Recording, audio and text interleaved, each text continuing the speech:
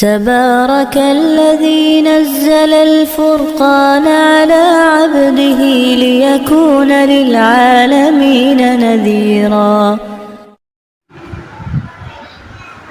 بسم اللہ الرحمن الرحیم۔ یوم عاشورہ 10 محرم کا روزہ نفل روزوں میں سب سے زیادہ اللہ کے نبی صلی اللہ علیہ وسلم کو یوم عاشورہ کا روزہ تھا، اس لیے کہ یہ روزہ نوح علیہ السلام اور موسیٰ علیہ السلام بھی رکھتے تھے، اور یہود ابراہیم علیہ السلام کی عظمت میں یہ روزہ ان کی شریعت کی عظمت میں رکھتے تھے۔ عاشورہ کا روزہ پہلے امتوں میں بھی تھا۔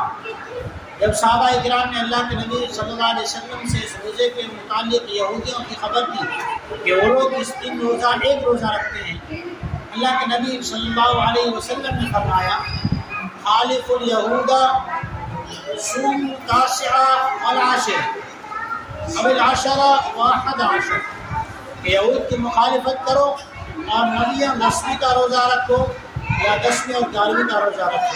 پھر اس کی فضیلت کے بارے میں پوچھا گیا۔